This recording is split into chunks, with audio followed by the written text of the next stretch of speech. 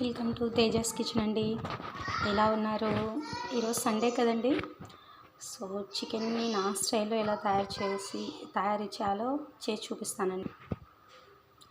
ముందుగా చికెన్లో పెరుగు వేసుకుందామండి. ఎందుకంటే సమ్మర్ కదా, కొంచెం ఎక్కువనే తీసుకుందాము. తర్వాత ఉప్పు, కారం, పసుపు అన్నిటిని వేసుకొని మంచిగా కలుపుకుందామండి. సో కలిపేసుకున్న తర్వాత ఒక టేబుల్ స్పూన్ అల్లం వెల్లుల్లి పేస్ట్ని కూడా వేసుకొని కలుపుకుందామండి.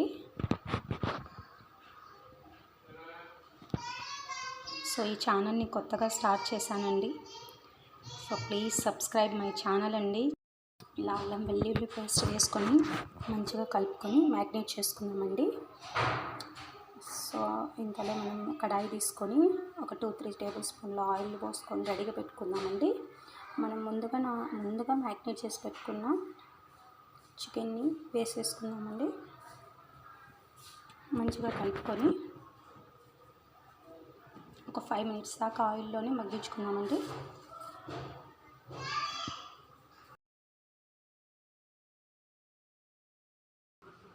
ఒక టమోటా కట్ చేసి పెట్టుకొని ఆ టమోటాని యాడ్ చేద్దామండి. సో టమోటాని కూడా ఒక 5 మినిట్స్ మగ్గించుకున్నాము. సో ఫ్రెష్గా ఉన్న కరివేపాకు కూడా వేసుకున్నామండి.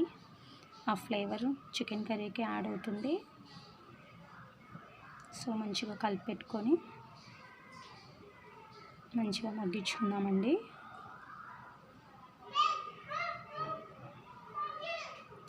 తర్వాత ఒక మిక్సీ గిన్నె తీసుకొని వాటిలో ఎండు కొబ్బరి, 5-6 బాదం ముక్కలు అండ్ వెల్లుల్లి రెబ్బలు వేసుకొని గ్రైండ్ చేసుకుందామండి పేస్ట్.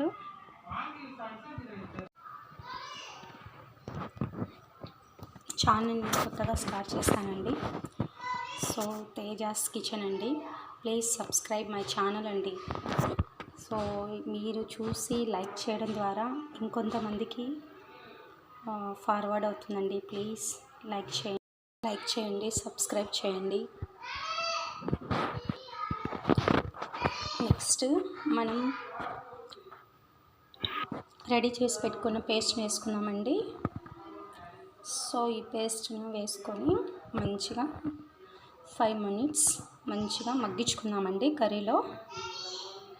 ఇలా 5 మినిట్స్ మగ్గిన తర్వాత తగినన్ని వాటర్ని యాడ్ చేద్దామండి.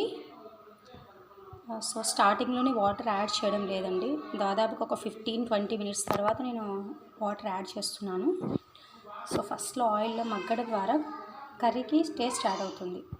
తర్వాత ధనియా పౌడర్, చెక్క, లవంగం అన్నీ పేస్ట్ చేసినది వేస్తున్నానండి పౌడరు.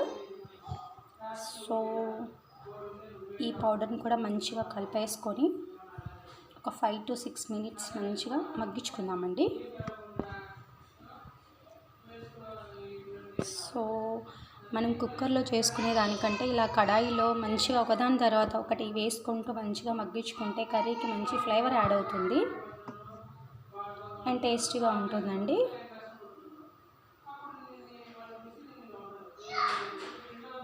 సో చివరిగా మనం కట్ చేసి పెట్టుకున్న కొత్తిమీరని వేసేసుకుందామండి. అంతే అండి. జస్ట్ ఒక 5 మినిట్స్ మంచిగా కలిపేసుకుంటే రెడీ అండి. ఎంతో టేస్ట్ అయిన చికెన్ కర్రీ నా స్టైల్లో చేసి చూపించానండి. సో నా ఛానల్ని సబ్స్క్రైబ్ చేయండి.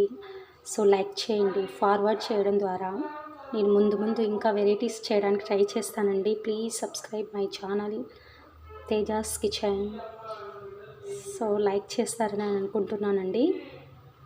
అంతే అండి. సర్వ్ చేసేసుకొని తినేయడమే అండి. సో కుక్కర్లో కన్నా ఇలా కడాయిలో చేసుకున్న చికెన్ కర్రీ చాలా టేస్టీగా ఉంటుంది. ట్రై చేయండి, చాలా టేస్టీగా ఉంటుందండి. Please subscribe my channel. Thank you.